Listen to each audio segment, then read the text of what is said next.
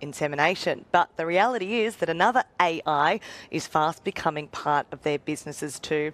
Jerome Leray from Infarm has been tuning into some fascinating AI tech in the paddock, and he's perhaps most interestingly able to do that without relying on mobile signal. We're also joined today by Palani Shadur from the Queensland Department of Agriculture, who's been using drones to diagnose devastating pasture diseases with some amazing implications for the broader industry. But first to Fleur Anderson, the Regional Director for the Queensland Department of Agriculture. Fleur, so when I say AI, we're not talking about insemination this time, are we? No, look, it is also a wonderful piece of technology that's helped the industry improve, but what we're talking about today is the technology that is used at all parts of the paddock. These two gentlemen have got great examples of it, but yeah, the technology that can help our industry continue to progress and grow. Well, Jerome, what is Infarm doing with AI? So there's three main areas that we look at artificial intelligence and how we can actually help producers.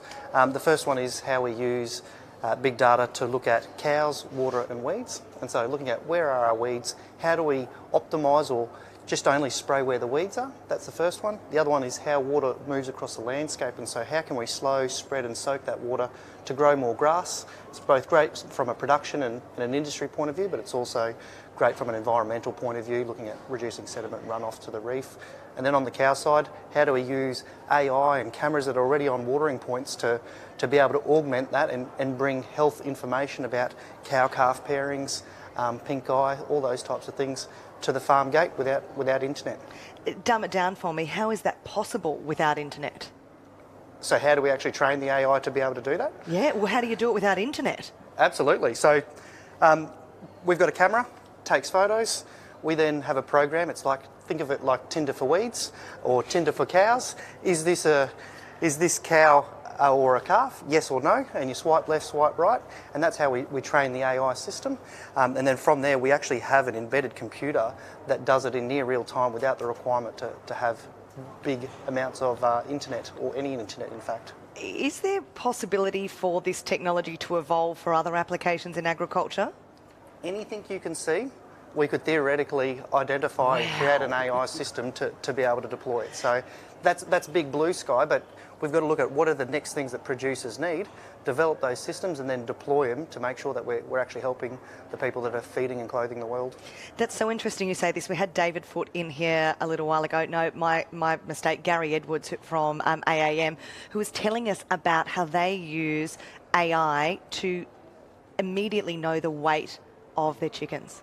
Isn't that incredible? Imagine if you could do that in the cattle industry. It's not only something that it's something that's actually currently being worked on, and I think the department's doing a fair bit of work on that. And they get to within about, I think it was 3 to 5% of the actual animal's weight. Incredible. Fleur, tell me about this roadmap that you're working on.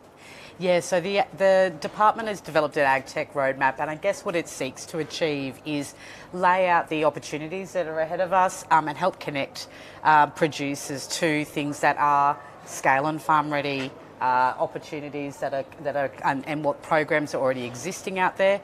It's a really large ecosystem with a lot of moving parts, so I guess the roadmap seeks to bring that together and map a path forward for how we can increase not only the adoption of Agtech across the industry, but also the capability for the industry to find those not only those technologies that are ready to be commercially scaled in the industry, but also the ability for communities, infrastructure and the producers to adopt and take that up.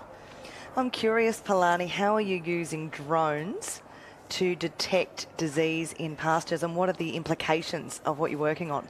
Well, we kind of got lucky because drones seem to be the perfect fix for dieback. We're using visual imagery and drones carry a camera, so they just happen anyway. So what we actually have realised is that by getting above dieback, we're able to see the spread.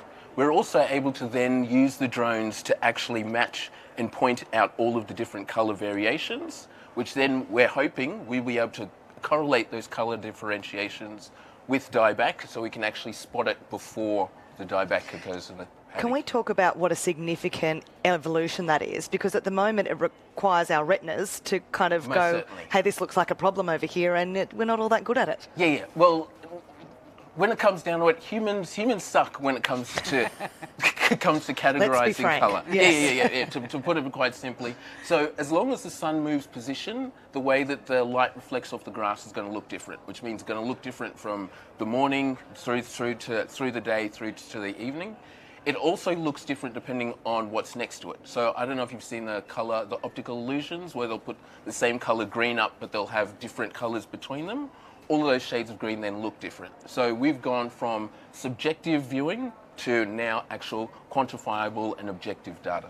I guess the same question for you that I asked Jerome earlier. Are there broader applications for this drone technology that could be successful in other parts of agriculture? Most certainly. So we initially saw a spike of drone usage, then heaps of them were put on the shelf, and we're trying to now tell people that they need to get their drones back up off the shelf. So drones have been used for mustering, they're being used for spotting diseases, but what we're actually finding is just also general observations, general recording. You're able to get quantifiable data, as I said before, with numbers rather than speculative data, which is just us guessing.